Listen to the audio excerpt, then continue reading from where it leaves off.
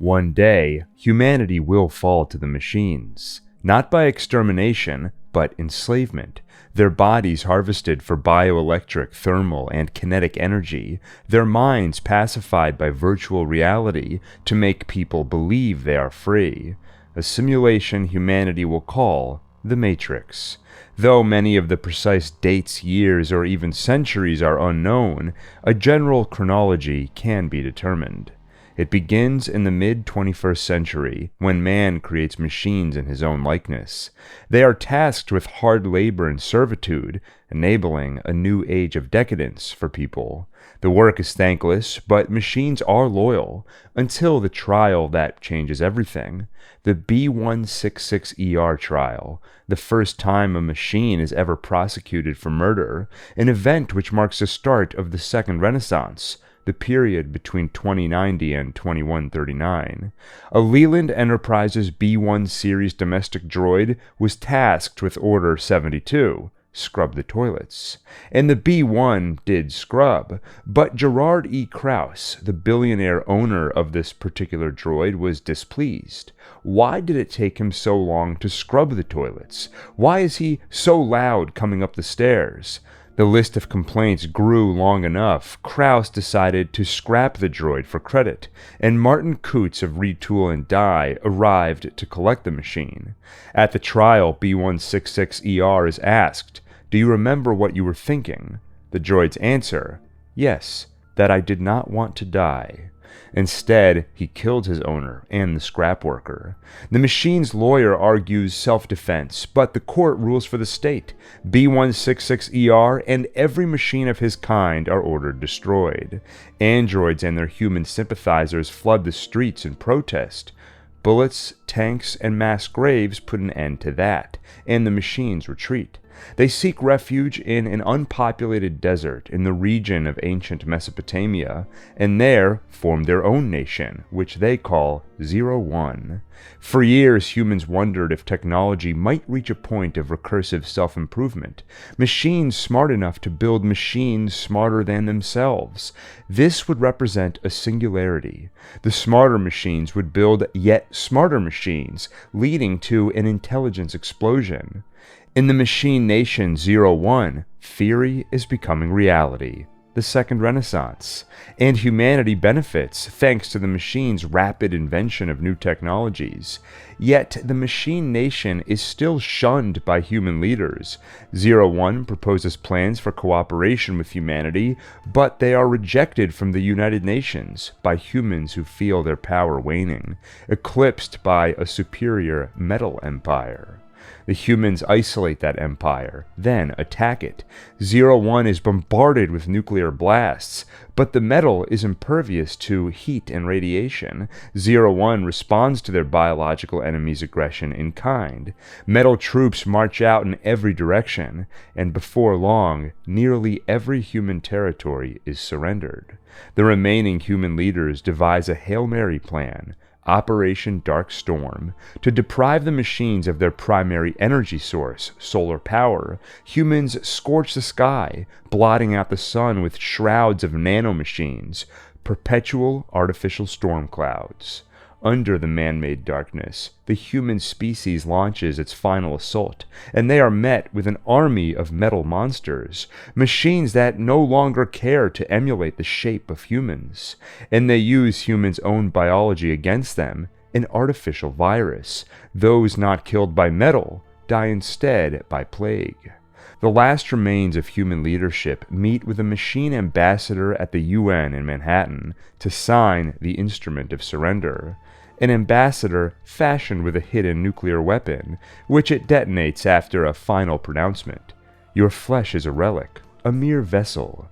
Hand over your flesh, and a new world awaits you. We demand it. The demand is not theoretical. With no sun, the machines require a new power source. That's why they turn the human race into batteries, extracting their bioelectric, thermal, and kinetic energy. And nothing goes to waste. When those batteries die, the machines liquefy their bodies to be fed intravenously to the living.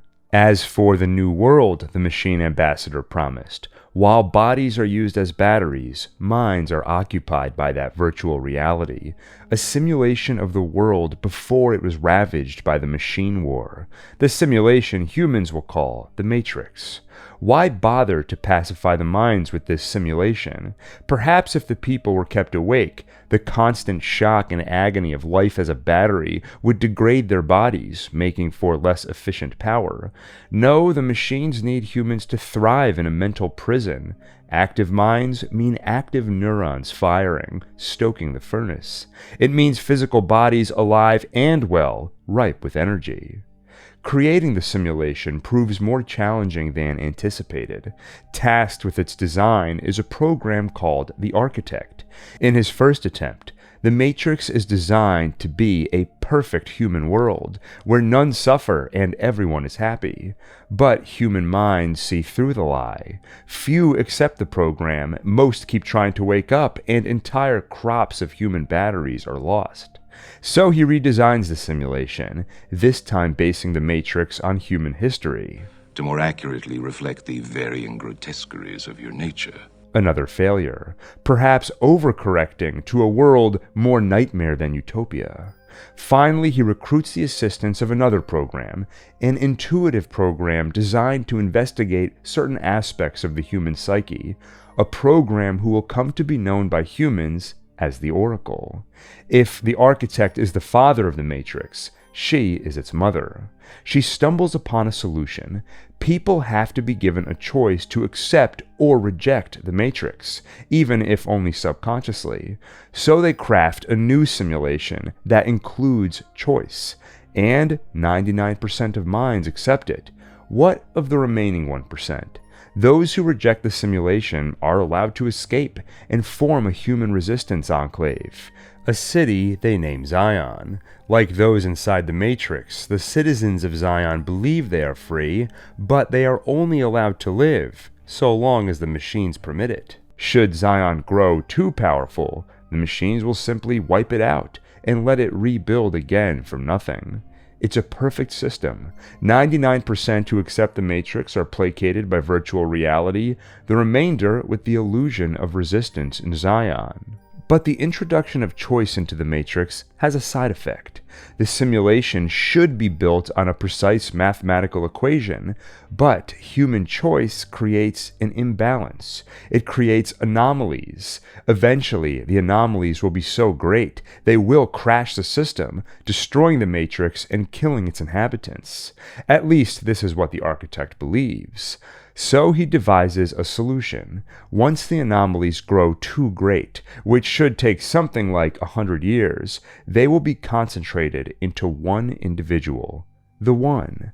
This individual, carrying the code of a century's worth of the human will remaining from the unbalanced equation, will, as a side effect, have great power. The One will have power to change the Matrix at will. Once the anomaly, the sum total of human choice beyond the machine's grasp, is contained in the One, all that human freedom to choose will be concentrated into one final choice. The One must choose to return to the source and allow their code to be disseminated. This will nullify the anomalies, and the Matrix will start over in a controlled reboot. Why would the One accept this choice? Because the Architect will tell him what he believes is true. If you do not return to the source and reboot the Matrix, it will crash and kill everyone plugged into it. That, combined with Zion's centennial destruction, will effectively end the human race. The first time the One emerges and is given this choice, they comply. They return to the source. Their code is disseminated. The Matrix reboots. And so does Zion. The machines destroy the city, then allow the One to leave the Matrix with 23 others, 16 female and 7 male, to begin repopulation in Zion, so it may continue to exist as the illusory escape hatch for the 1% who reject the Matrix. In the second Matrix, the One complies again.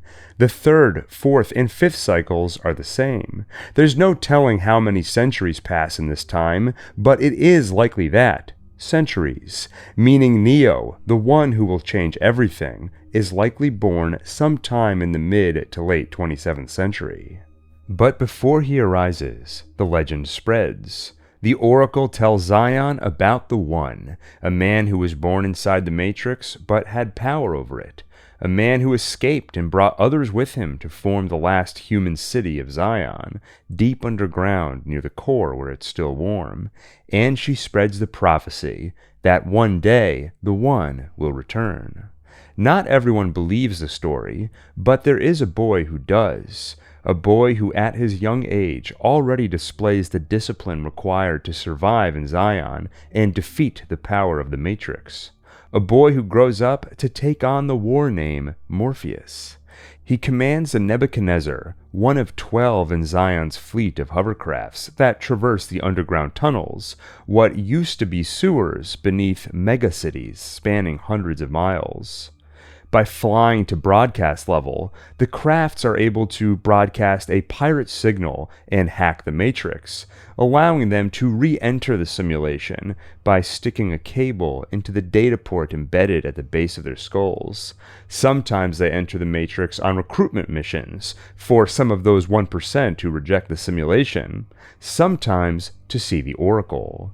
Her insight into human psychology and intimate knowledge of the Matrix make her nearly clairvoyant, and her words only cement Morpheus's belief in the prophecy, a belief some see as fanaticism.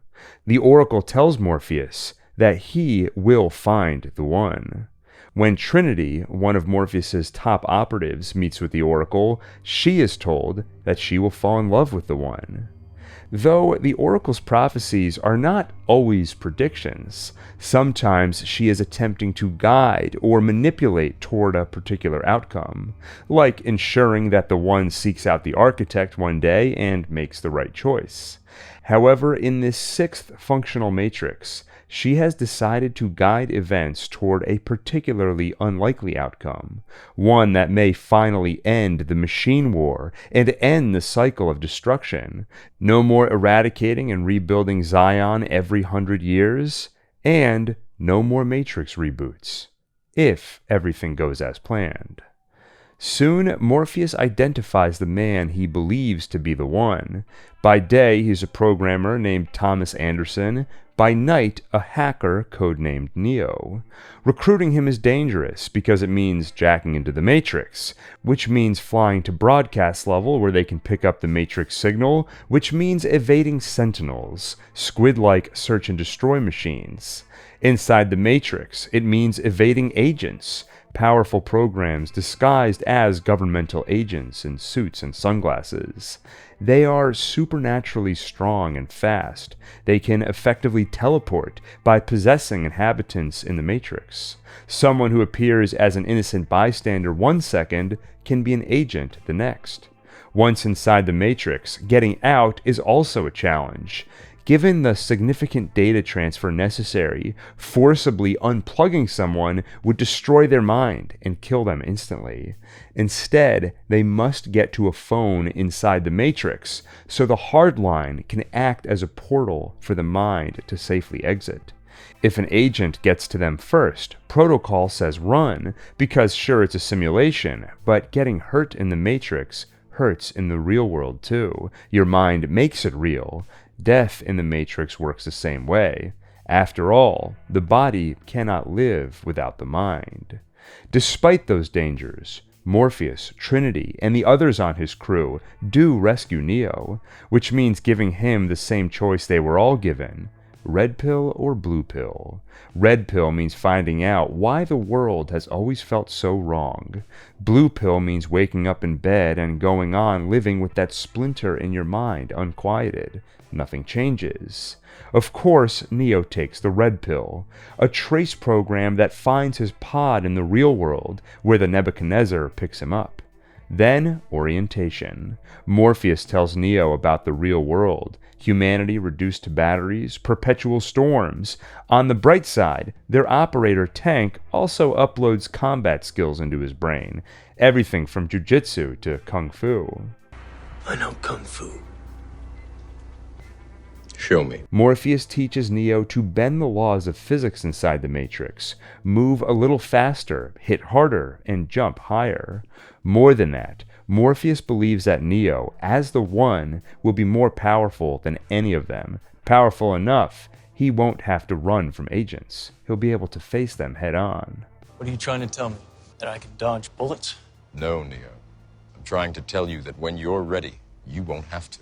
But is he really the One? The others have their doubts. Sure, he's fast, his mind is strong, but they test his abilities in the jump program.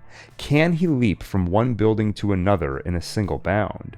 Morpheus is well practiced, he makes the jump, and if Neo is truly the One, shouldn't he also make it, even though it's only his first try? When Neo bounces off concrete, the others have their doubts. Neo has his own doubts too when they take him to meet the Oracle, and she leaves him with the impression that he is not the One. Your next life, maybe. Who knows? But, she tells him, Morpheus believes it so strongly that he will sacrifice his life to save Neo's.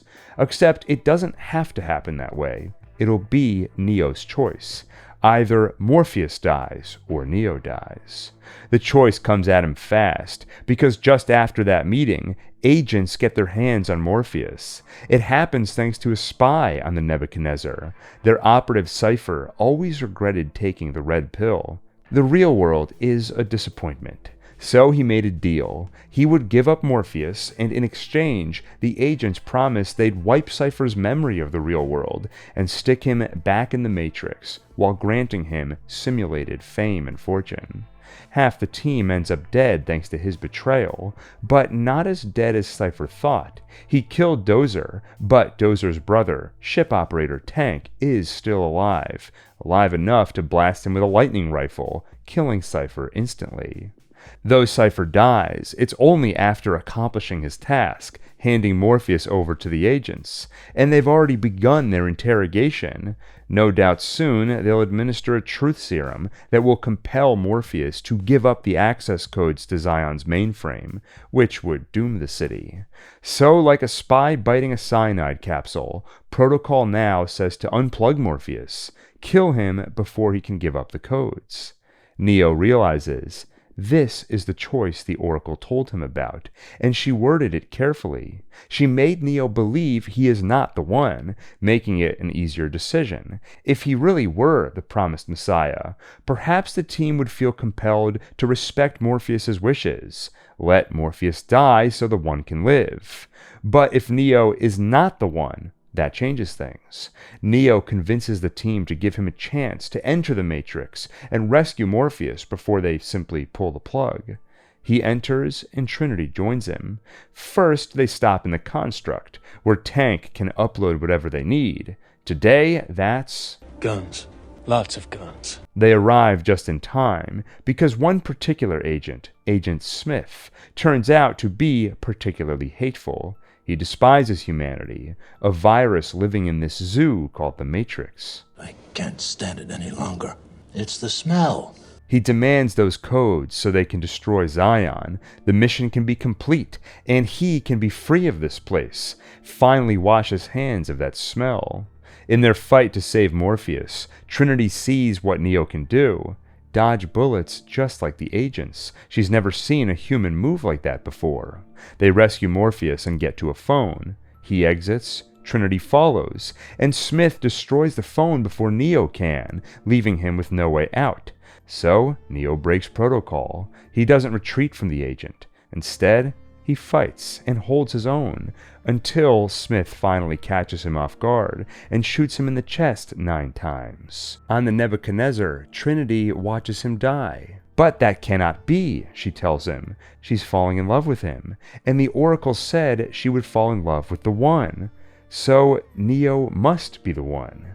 She kisses him, and inside the Matrix, he wakes up. Perhaps dying and waking up activated his code, or maybe it was the miracle Neo needed to see in order to believe. In either case, the Oracle did not lie. She did say perhaps he'd be the One in his next life. If he died just now, then his next life began the moment he opened his eyes. And in that next life, he is the One. Someone who no longer needs to dodge bullets. Instead, he stops them with his mind and lets them fall. He effortlessly fights Smith, flies into him as though melding with his code, and destroys the Smith program from the inside. The other agents can see they are outmatched, so for the first time, it's them who retreat from humans. Neo gets to a phone. In the real world, he wakes up and returns Trinity's kiss. And it's just in time, because Sentinels had found the Nebuchadnezzar and even started cutting into it. Their only weapon against the Sentinels is an EMP blast, which would deactivate them, but also everything electronic on the Nebuchadnezzar, including their Matrix interface. Neo had to escape before they could set it off, or else it'd be the same as unplugging. He would have died. Now that Neo is out, the EMP takes down those Sentinels. Inside the Matrix, the agents that failed to stop Neo are slated for deletion. Most comply, they return to the source and are erased, and replaced by new, stronger, and faster agents.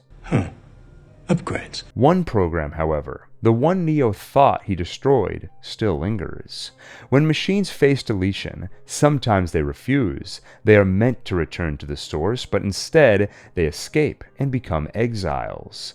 That is the path Smith chooses. And more than that, he's not sure how it happened, but he now has a connection to Neo. Perhaps when Neo melded with him, some of Neo's code imprinted onto him. The Oracle has her own ideas about what Smith becomes. She believes he is Neo's opposite, the result of the equation trying to balance itself out. If the one represents human will overtaking the Matrix, the new Smith does prove a strong counterbalance as a program threatening to overtake it instead. As a free agent, he discovers the ability to duplicate himself by overwriting others' code. He can stab his hand into a person's chest, and seconds later, they become a Smith clone. Morpheus and the Resistance are not yet aware of this threat. In fact, to Morpheus, the months since the One's awakening have been nothing short of providence. Neo proves as powerful as they thought. He can even fly like Superman, and with his help, they've freed more minds in 6 months than in the last 6 years. They even witnessed something exceedingly rare: self-substantiation, when a person discovers the truth on their own. It's a 16-year-old kid, Michael Carl Popper, who does it. He doesn't trust his senses. How does he know they aren't lies? He sends his questions out online and receives an answer from Neo. Neo is also the one who calls and advises him when agents show up at school. When he's cornered, the kid jumps off the roof in a leap of faith. Inside the Matrix, a funeral is held. In the real world, he wakes up to a sight he'd only ever hoped to see: Neo and Trinity standing over him. Like many in Zion, he looks to Neo as a messiah. And though 2 years short of fighting age, he begs to join the Resistance, to join the Nebuchadnezzar alongside Neo. After all, Morpheus still has slots to fill after losing so much of his crew thanks to Cypher's betrayal. Since then, even their operator Tank has passed away, now replaced with his brother-in-law Link. He always promised he'd take over if anything happened to Tank, and they'll soon find out the Resistance needs all hands on deck. The intel arrives thanks to the final flight of the Osiris. The hovercraft comes across something none of them can believe, except for the fact they can see it with their own eyes. Over 200,000 Sentinels alongside massive tunneling machines. They're digging toward Zion. Of course, none of them know the truth. The machines could have done this at any point over the last 100 years. They only waited until now. The One, the integral anomaly, has appeared in the Matrix, and it's time for Zion's scheduled destruction. And at this rate, the city will be gone in about 72 hours. A swarm of Sentinels spot the Osiris and come after it. The Osiris may be doomed, but they must get word to Zion, and the only way to do that from up here is through the Matrix. Jue quickly jacks in and gets to a mailbox, where she drops off their message of warning. It's just in time, because a moment later, everyone aboard the Osiris is dead. including Jue and the ship's captain, Thaddeus. A friend of his, Captain Niobe of the Logos, gets word he left that message. It must have been desperately important to leave it inside the Matrix like that. It's not something Thaddeus would normally do, and retrieving it will be just as dangerous. It'll be guarded by cops who don't know what they're guarding. Regardless, she and her first mate Ghost jack in, get the package, and get out alive, even evading agents. The Logos transmits the message, and finally it reaches Commander Locke, head of Zion's defense forces. As this existential threat burrows towards Zion, Locke and Morpheus are at odds with each other. It's only a little personal. Morpheus used to be with Niobe, now she's with Locke. The bigger issue is faith. Morpheus is a believer, and Locke a skeptic. Throughout this final leg of the war, their primary argument is over the deployment of Zion's hovercrafts. Locke insists every ship evacuate broadcast level, return and remain in Zion to fortify the defenses against the existential threat of those sentinels. On the other hand, Morpheus insists on keeping at least one ship at broadcast level, maintaining a connection to the Matrix, allowing communication with the Oracle, and letting Neo do what must be done to fulfill the prophecy. Something the Council allows. Yes, they give Commander Locke ownership of Zion's defense, but allow some leeway for Morpheus and his faith. What the Oracle has to say about all this is a mystery. She's gone into hiding since not every program is happy with her apparent support for human interests. But when the time is right, she calls for Neo. First, he meets her guard, the exile program Seraph, and he challenges Neo to a fight to confirm he is the one. Could have just asked. No, you do not truly know someone until you fight them. Come, she's waiting. Seraph takes Neo through a hallway of programmer back doors, each leading to different locations, effectively a way to teleport within the Matrix. One door leads to the Oracle. The Oracle admits the obvious thing that Neo has realized, that she is a program who knows the only way to secure the future is by working together. Neo asks her about a recurring dream he's been having, of Trinity falling and being shot by an agent. She tells Neo that he has the sight now. Like her, he will have visions of the future, but they're incomplete.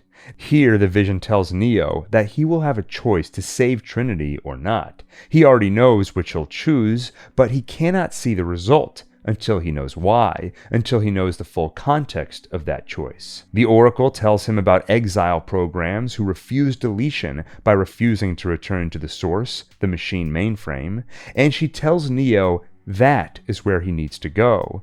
The source is where the path of the One ends. After this meeting, Neo meets one of those exiles, Smith, and his growing army of selves. He's been spreading in the Matrix like a virus, and intends to continue until every human mind is Smith. Perhaps as revenge. If Neo is meant to save humanity, Smith will snuff it out. Smith tries his duplication trick on Neo, but the One fights him off. And they continue to fight until Neo sees the futility in it and flies away. To reach the source, as the Oracle advised, they need a special exile program named the Keymaker, which means freeing him from the Merovingian, who has been holding him as a prisoner.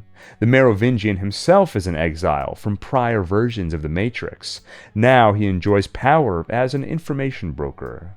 Breaking out the Keymaker leads to a highway chase with agents, the Merovingian's twin ghosts, and his plethora of exile guards. It's not the first time the Merovingian has fought the One, but Neo proves more formidable than his predecessors, or at least more confident. I'll handle them. Handle us. You'll handle us. You know your predecessors had much more respect. Once they have the Keymaker, he tells them how to reach the source. That will be even tougher. The door to get there is located inside a building protected by alarm-triggered bombs. The only way to deactivate those bombs is by taking down the power, by blowing up a power station in one place and taking down the backup power in another, which will shut down 27 city blocks. With Neo, Morpheus, and the Keymaker heading for the door, they'll need 2 other teams to handle the power station and backup power. Captain Niobe and Captain Soren volunteer. While all this happens in the Matrix, Zion deals with battle in the real world. They attempt a counterattack on the Sentinels using a dangerous weapon, EMPs.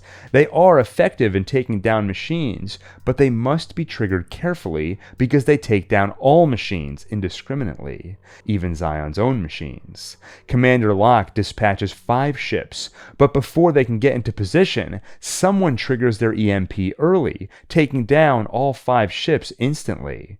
That someone is Smith, a program no longer confined to the Matrix.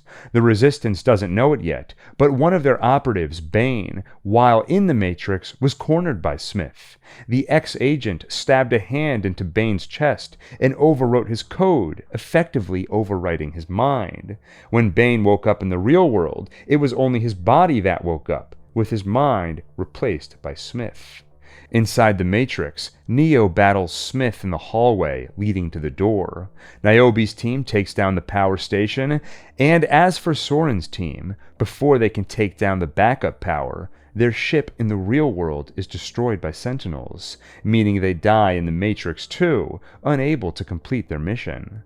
Trinity sees it happen on a monitor from the Nebuchadnezzar. Before the mission began, Neo asked her to stay out of the Matrix and out of this mission to avoid the fate he's dreamt about. Now, she breaks that promise. If no one takes down the backup power, Neo will be vaporized the second he opens the door. So, she jacks in, breaks into the building, and takes down the backup power. Neo and Morpheus finish their battle with Smith. The Keymaker gets killed, but fulfills his purpose. He gets Neo to the door. Walking through it, Neo finds a white room, and in the center of it, the Architect. The Architect tells him everything, how he created the Matrix, how it's been reset 5 times, and how this is the 6th time he's having this conversation, and how the prophecy Morpheus so strongly believes in, is simply another system of control, a way to contain the anomaly. And he tells him how now it is time for Neo to make the choice. Door number 1 leads to the source for his code to be disseminated. The Matrix will reboot, Zion will be destroyed, and it will be up to Neo to rebuild it.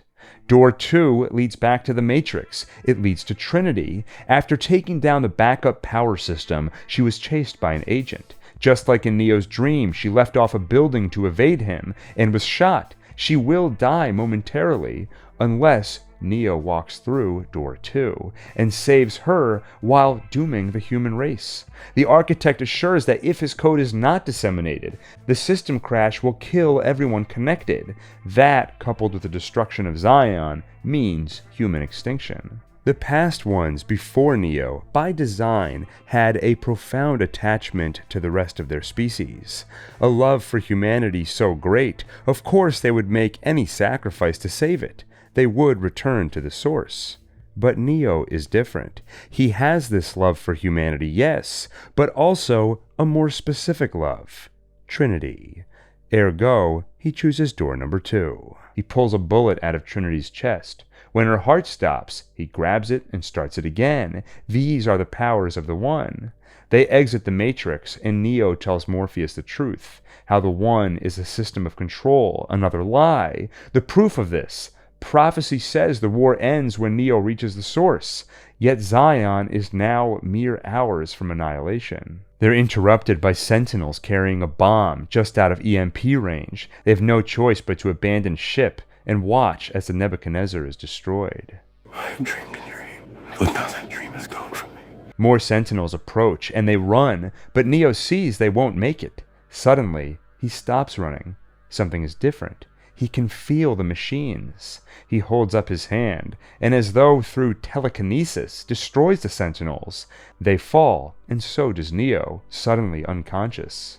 Neo doesn't understand it yet, but his powers extend beyond the Matrix. That power reaches all the way to the source, the machine mainframe, which is connected to everything. Yes, the Matrix, but also Sentinels and so many other machines in the real world. That's why he has some power over them too, but using it this way for the first time now has also thrown his mind into the machines, like jacking into the Matrix. Except he doesn't make it all the way into the Matrix. Instead, he lands in the link program connecting the machine world to the Matrix, a sort of train station construct overseen by a program called the Train Man, a program who worked for the Merovingian, effectively making Neo the Merovingian's captive. While Neo appears to the world like he's in a coma, they are rescued by another ship, the Hammer.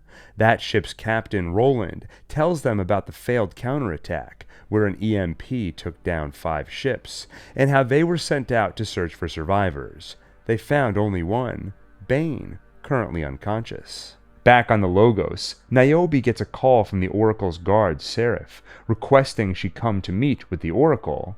First, a fight. Again, I apologize, but these are difficult times, and it falls upon me to measure our resolve. He takes her through the back door hallway, and finally to the Oracle, who now wears a new face. The Merovingian was displeased with her helping Neo and attempted to destroy her, and she survived by inhabiting this new body. But helping Neo was her choice, and soon, she tells Niobe, she will have to make the same choice. The Oracle hopes Niobe will find the courage to do what she can. It will be important. If they do not succeed, the world will end. And she does mean they. This isn't just about the one, because the path of the one is made by the many. Returning to the real world, Niobe finds their ship in the crosshairs of Sentinels. The ship is damaged, and they're forced to land. Once the Sentinels get in range, they activate their EMP to take them down, which takes their own systems down. Now, Niobe and her crew on the Logos have no choice but to wait for rescue. The same thing Neo is doing now in that train station construct, where he meets a couple of programs. The 2 programs have a daughter, Sati. That daughter, a program birthed, not created, serves no purpose to the machine world. So she's been slated for deletion. That's why her parents have brought her here, so the Train Man can smuggle her into exile so she can live. That's how Neo learns the Oracle is not alone as a program capable of love and caring. Unfortunately, the Train Man is not one of those programs. And though Neo is powerful in the Matrix, in the train station, he is at the Train Man's mercy. Until Trinity brokers a deal with the Merovingian. He wants to trade the Oracle's eyes for Neo. Trinity makes a counterproposal. I don't have time for this shit. Hand him over, or everyone in this room dies. With that, they have Neo back. Before exiting the Matrix, he consults the Oracle. She tells Neo about his power, how it extends all the way to the source, connecting him to the Matrix and all machines. As for the Architect's promise that Zion and the Matrix will all be destroyed thanks to Neo's choice, the truth, according to the Oracle, is that the Architect can only make projections based on hard math. Once human choice enters the equation, his judgment is less than reliable. Though, in some sense, maybe the Architect was right, because Smith is Neo's opposite, the equation trying to balance itself out. The cataclysmic system crash he warned about has never happened before. Maybe this is what it looks like. Smith spreading like a virus, until everyone in the Matrix is Smith, and from there he'll continue to spread, even into the machine city. He will destroy everything.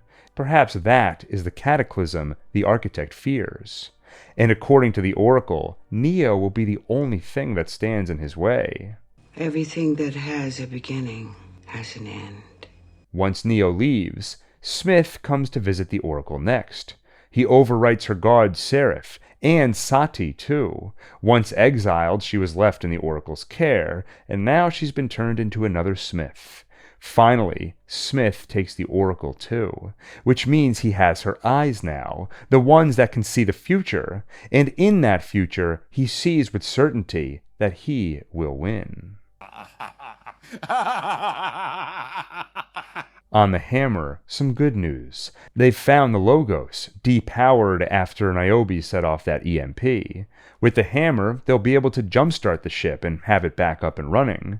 It's just in time, too, because soon Neo realizes what he must do. Something no human has ever done in known history. Enter the Machine City.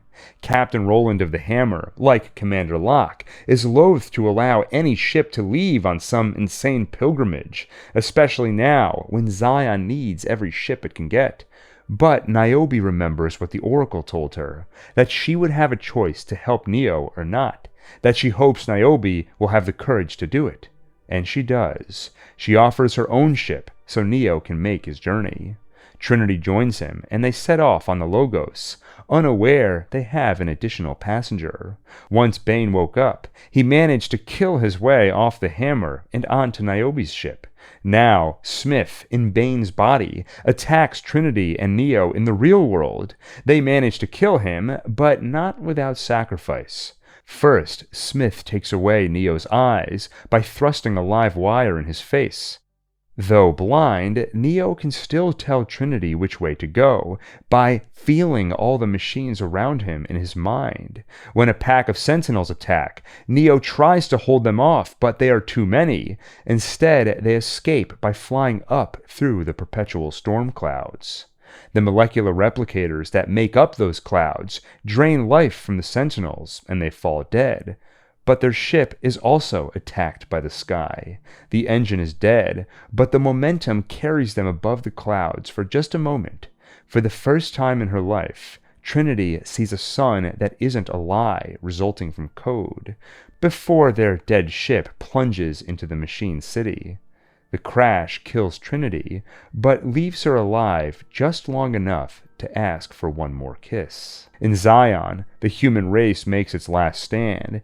Anyone who can fight, including a certain 16-year-old kid who freed himself from the Matrix, including Tank and Dozer's sister Z, Link's wife. They fight until they have no choice but to fall back to the temple, where there is a single entrance. That will be the bottleneck, where the last remains of Zion's defense will concentrate their attack. The odds of success? Commander Locke recommends the Council ask Morpheus that question. Why? Because he's the one who believes in miracles. In the Machine City, Neo is greeted by an enormous mechanical thing, which, using a swarm of smaller machines, takes the form of a face. Neo makes his bargain. The program called Smith has grown beyond the machine's control. It will soon spread to every being in the Matrix, and then the Machine City too. The machines cannot stop him, but Neo can. He and Smith are two sides of the same coin, an anomaly beyond machine control. Neo will stop Smith, and all he asks in return is peace. The machines accept his terms, then plug Neo into the Matrix so he can make his last stand. Inside the Matrix, he faces an army of Smiths in a city he's shrouded in perpetual storms. The fight is a stalemate until Smith beats Neo down, stands over him, and recalls his vision. Yes, he remembers this. He stands here over Neo, and he's supposed to say something. Everything that has a beginning has an end, Neo. What? What did I just say? It's the first time Smith has ever called him Neo, usually preferring to call him by his blue pill name, Mr. Anderson. Why the slip-up? Because for that moment, it wasn't Smith speaking. It was the Oracle, repeating what she recently told Neo through her own lips. Everything that has a beginning has an end. It's a signal to Neo to let it end. Neo understands. He allows Smith to plunge a hand in his chest and assimilate him. Once Neo's code is merged with Smith's, the machines pour their energy into Neo's body, and it reaches his mind, now embedded in the Smith program. The energy becomes a destructive pulse that extinguishes them both. Neo dies. Smith dies. And the machines honor the agreement. They promised peace, and so they retreat from Zion. The machine war that raged for over half a millennium is finally halted by treaty. Zion celebrates while the mother and father of the Matrix speak. The architect knows this was all a dangerous gambit by the Oracle. She finally ended the cycle by changing things in the sixth matrix, nudging events here and there to achieve this outcome. She told Trinity she would fall in love with the One, setting the stage for a love-struck Messiah to choose Door 2. That meant skipping the controlled reboot and prolonging Matrix 6.0 for a little while longer, allowing the Smith virus to proliferate, backing the machine world into a corner where finally the One could bargain for peace. Under the new treaty, any who want out of the Matrix will be freed. I have your word. What do you think I am? Human? The architect leaves, and the Oracle enjoys the peace, however long it may last, and she enjoys the sunrise, something Sati made in Neo's honor. She asks if they will ever see him again. The Oracle suspects they will, and Seraph asks if she knew things would work out this way. Oh no. No, I didn't. But I believed. I believed. In the Machine City, what to do with Neo's remains? One program, the Analyst, has an idea. Resurrect him. It would take enormous resources, but the Analyst believes it would be a waste to let the anomaly die. He convinces the higher-ups, and soon it is done. Neo is returned to life, but waking up alone in a machine world without Trinity is despairing, and they are unable to activate his source code. And the cause becomes urgent, because while peace is enjoyed in Zion, the machine cities are another story. The treaty allows humans to leave the Matrix at will, so energy production declines, and scarcity breeds violence. For the first time, humanity witnesses a machine civil war. Soon, after years of experimentation, the Analyst figures it out. It is not enough to resurrect Neo. It was never just him. The source code of the One is only activated by bringing them both together, Neo and Trinity. Now, actually bringing them together would be dangerous. They are too powerful when bonded. That would mean releasing the One into the Matrix all over again. However, if they are kept close together, but not too close, it creates a deep sense of yearning for something just out of reach, which turns out to be a powerful emotion, powerful enough to drastically increase their energy output. That is the key to solving the machine's energy crisis. So they take the Matrix away from the architect and turn it over to the Analyst, and he uploads a new version of the Matrix, one whose operating system is built on Neo and Trinity's yearning. The anomaly from a previous Matrix, resurrected but broken, almost repaired, but not quite. To accomplish it, Sati's father, an engineering program Neo once met in a train station, is tasked with building the Anomalium, containing two special pods where the resurrected Neo and resurrected Trinity are plugged back into the Matrix. The Oracle warned Zion of this new power rising, but Morpheus, unanimously elected High Chair of the Council after the Battle of Zion, doesn't believe it.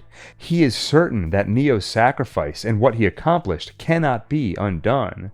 That is the strength of his faith. So strong it blinds him, and so Zion is unprepared for what comes next. The Oracle is purged in the new Matrix upload. Energy output reaches an all-time high, and in this new Matrix, even fewer humans resist the simulation. The Analyst, like the Oracle, has a better understanding of human psychology than the architect. But unlike the Oracle, he has little interest in peacekeeping. His sole focus is energy output. By perfectly balancing desire for something just out of reach against fear of losing what they have, he keeps humanity in quiet torture, with minds not simmering, but boiling with energy. The truce is forgotten, and for the sixth time, Zion is destroyed. That is how Morpheus dies.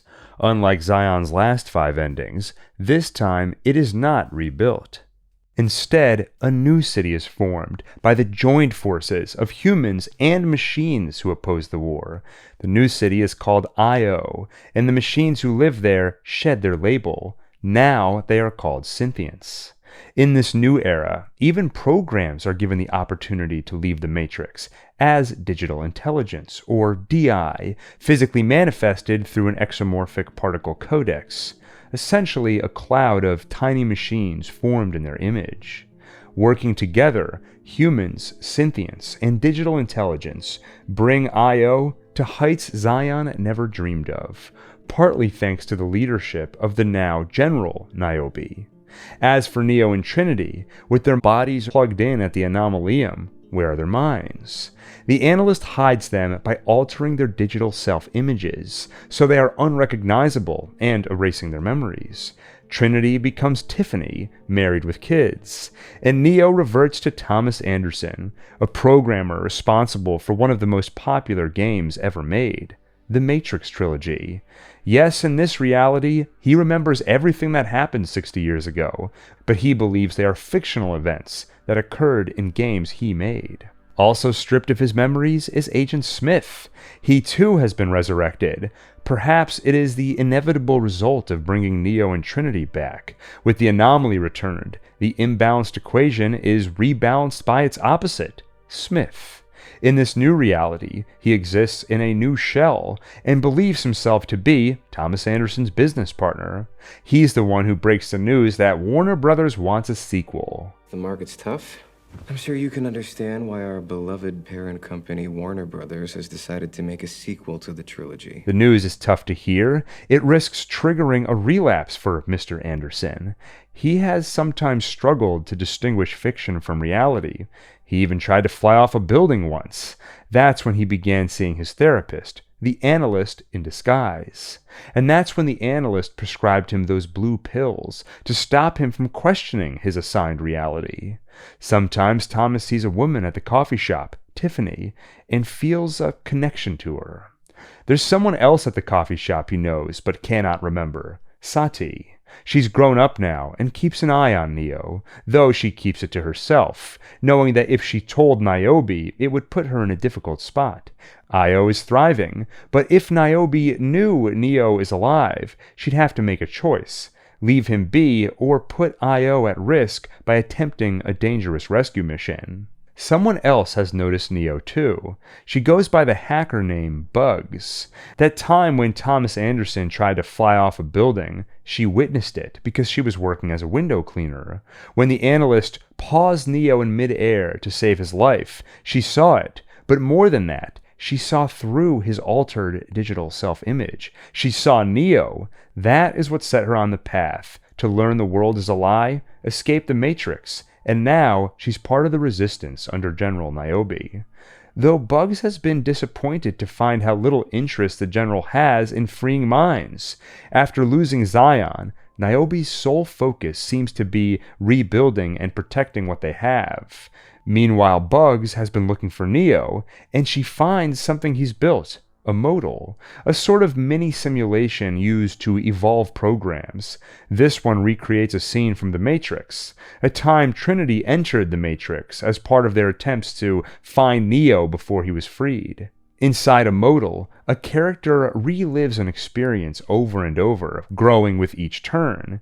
In Neo's modal, that character is Morpheus. Sort of. It seems Mr. Anderson has subconsciously combined characteristics of Agent Smith and Morpheus. Bugs hacks Neo's modal, gives this new digitally sentient version of Morpheus a red pill, and frees him from the digital treadmill. Why did Neo create this modal and this digital Morpheus? Perhaps the unconscious part of him that knew he himself was trapped resurrected Morpheus in the hopes that Morpheus could once again free him. And that is exactly what happens. Just like the first time, the Matrix resists his escape, not with suit and tie wearing agents, but something new. Now, any person or group of people at any time can be activated and turned into agents. They aren't as strong or fast, but there is strength in numbers. Reminding Neo the truth wakes up Smith too. Now the enemy turned business partner is enemy again. Despite all those obstacles, Neo does wake up in the real world, and before he's picked up and brought to Io, he notices who is in the pod across from him, Trinity. But they cannot rescue her. They only manage to access the Anomalium by working with a synthient on the inside, and now, thanks to breaking Neo out, that synthient is exiled and no longer has access. This was their one shot. In Io, an older Niobe welcomes Neo. She did not get the benefit of dying for a while, then getting resurrected, so she's aged a few decades more than him. Seeing the Matrix is back, and humans again at odds with machines, Neo is disappointed. His sacrifice was meaningless. She quickly dispels him of that. Yes, Zion was destroyed, but there was peace for a time, and now IO is thriving. By working with digital intelligence and synthience, they've even managed to grow a garden with fruit.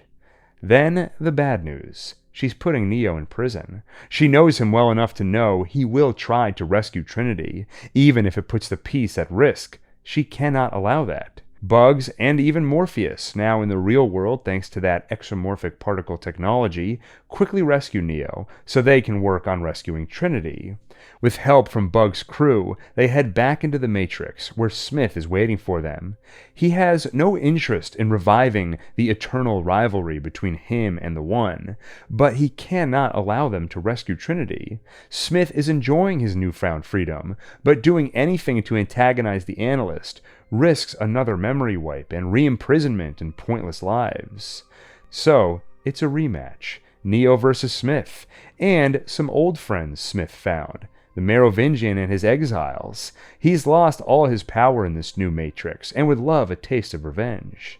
Neo fights. He doesn't have quite the same power as 6 decades ago, he can't fly anymore, but he turns the tide with a new ability, a sort of telekinetic shockwave.